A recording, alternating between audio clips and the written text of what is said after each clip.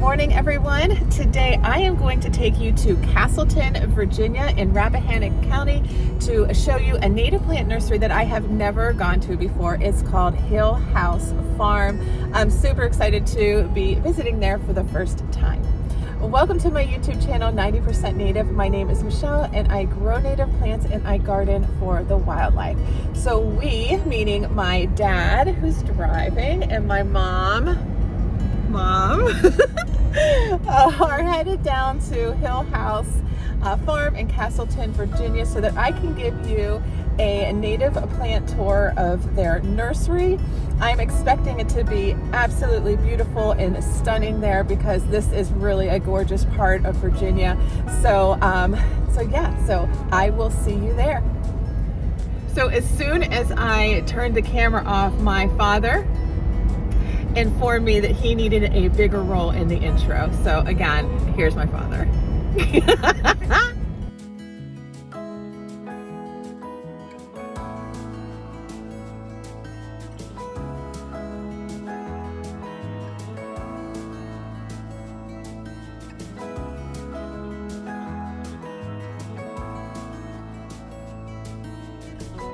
Okay, we are here and it is gorgeous.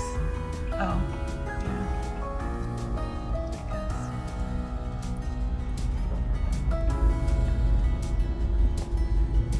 A beautiful driveway, winding driveway.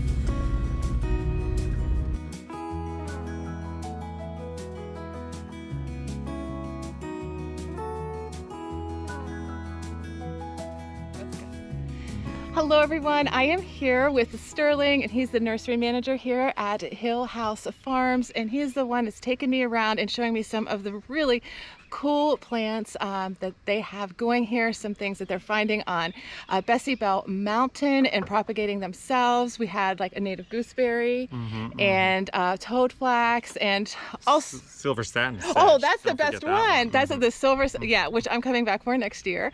And yeah, so anyways, I just wanted to introduce you to Sterling here, giving a fantastic tour of some of these really, really cool propagations that they're working on. Okay, so Sterling, you were showing me this plant. What is this? Silver satin sedge, and it grows on the other side of Bessie Bell Mountain Road, right along the road. Okay. We're really excited about this one particular one that we found on the side of the road and actually plucked it off the side because it has a natural variegation to it. Oh. So it's got like a, you know, is that what we're going to go look at now? Like a, cool, you know, okay. a naturally occurring cultivar. Okay. So this is the one that we happened to find that just had this natural Oh my gosh! variegation to it. Castleton Cashmere. Well, we were thinking Who of names. named that? I want to name it after Janet because, you know, she found it. But yeah. the best name I can think of is Sterling Stripe, which is my name. I love it, yeah. Sedge, so might have to go with that one. Oh, let me look at this one again. Oh, this is gorgeous. So then you're gonna propagate it from the seeds. We'll try seeds, but we'll probably also do like root divisions as well. Oh, that is cool. So when do you think that will be available from you guys? Hopefully next spring we should have a bunch of I'm definitely gonna get some of that next year. And so is it like same conditions as like a seersucker sedge, both of these, or? It's just like a little bit more moist. Yeah. This it grows on like a slope, pretty steep Okay, bank, so these are good for slopes, both of them? Yeah, dry drainage. Oh, okay. So usually we're all perennials. Yeah. The few annuals that we end up doing are jewelweed is one of them. Oh, yes. It grows in like wetland areas. Yes. And it comes up as a weed in some pots, so we just pluck it out, pot it up. Yeah, exactly. But there's another one, it's called blue toadflax. Oh, I think I've heard of this, but I've never seen it before. Linaria canadensis. Can you say that, the Latin name again? Linaria canadensis. Okay. And this is growing like all along the side here. Oh, that's gorgeous. Just collect seeds from this. Just pops up every year. Oh, really nice. So really dry. If you have a loose sort of meadow area, it would be a nice addition to kind of fill in little gaps here and there. Oh, very cool. You take cuttings from columbines produce like so much. So we have this one here that we just take the seeds from. That one looks beautiful. I have a hard time getting it established at my house for some reason. It's got a surprisingly deep taproot. Yeah. Okay. But there's also these native strawberries that we have Oh, this I big love pot of them. these. So they trail over, we cut them and stick them Okay. and get more. Cool.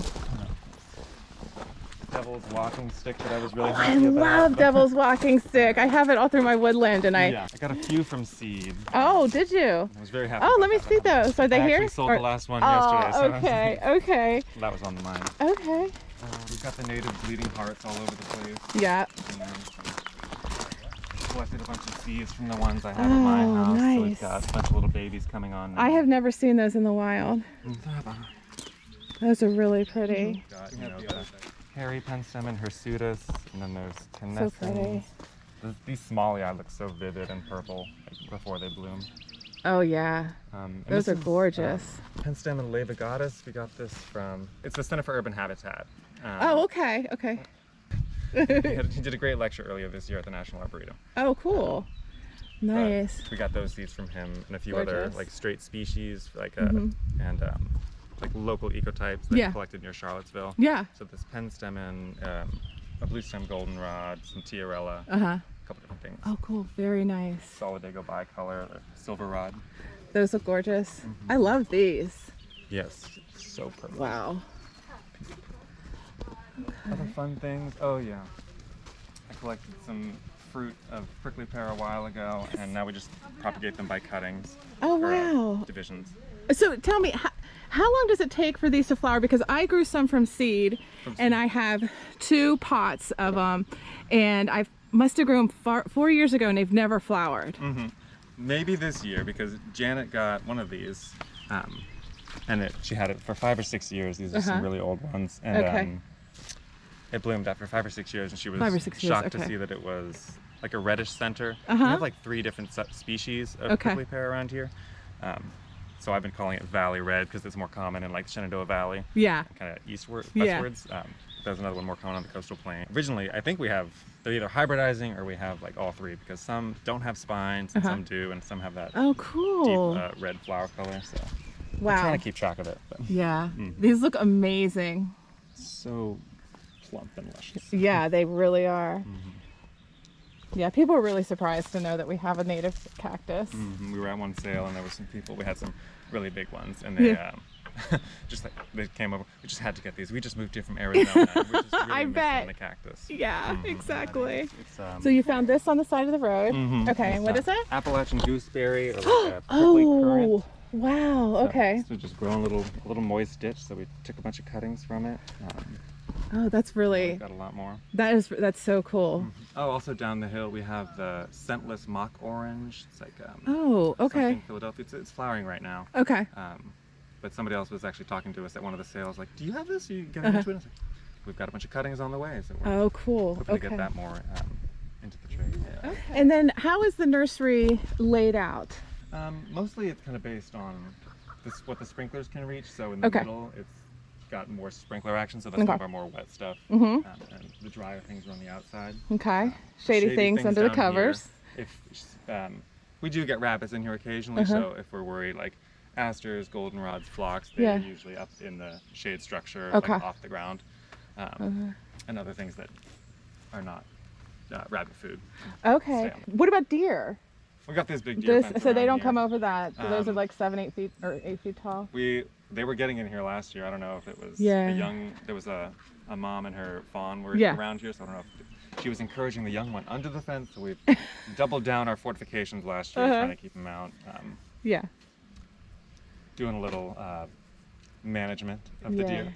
So I'm in. This was a capstone project of an intern from House Farm, and it is a green roof full of natives. And here's the eastern prickly pear fruits. That's neat. He is going to the University of Minnesota now, but he was actually here last. Okay, so let's start at the bottom and work our way up at this point.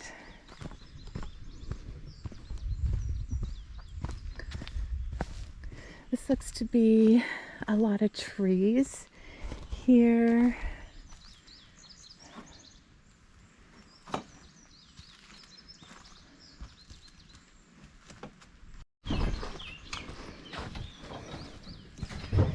Here are the hydrangeas.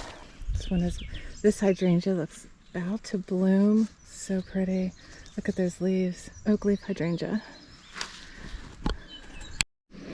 Here's the clethoras. Here's a black chokeberry, Aronia melanocarpus. Here's a viburnum dentatum about to bloom.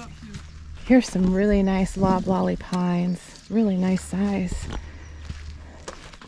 Like a good size and manageable, which is something I'm always looking for, something that I can actually dig a hole for. Here are the strongbox inkberries, and you guys know my gembox inkberries don't look that good. I'm wondering if strongbox might be a better option. I'm gonna look this one up when I get home. They're really nice and full all the way to the bottom as opposed to being leggy. Here is a bed full of spiderwort.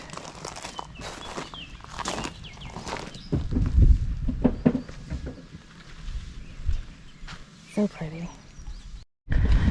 So my understanding is this is the old tunnel that came with the property when they purchased this. This was an azalea nursery prior to being a native plant nursery, and then they've kept this here.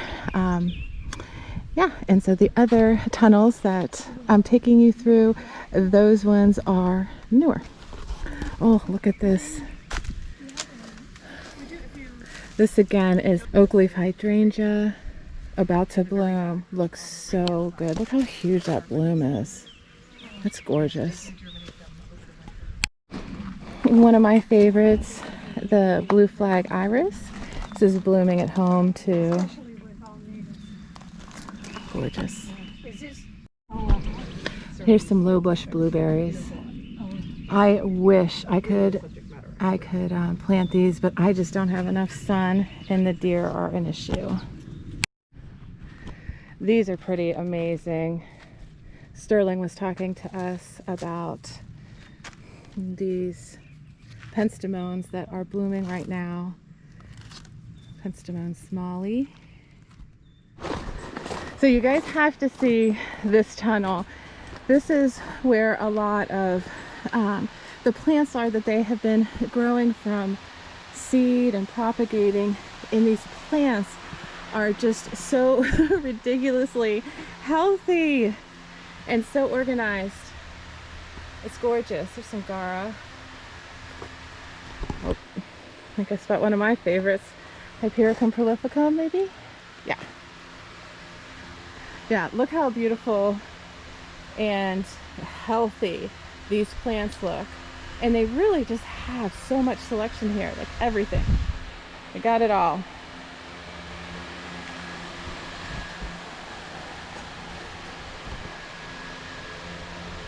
This is the thing that dreams are made of. Oh my. Hey, Mom. Mom, are you enjoying our visit? Oh yes, this is beautiful place, isn't it? It's huge. Yes, and then behind us here, this, Sterling said behind this house, Mom, this is Bessie Bell Mountain. Is that right? Yes. And they get a lot of seeds where they collect locally from Bessie Bell Mountain and then across the street. Okay, so we had like the absolute warmest greeting from Kit here. When we arrived, we literally parked the car and she waited for us to open the doors to get all sorts of love. Kit is an amazingly awesome dog. We just have fallen in love with her during our visit. Yes, yes. You'd be friends with Violet, huh? Yes, you would.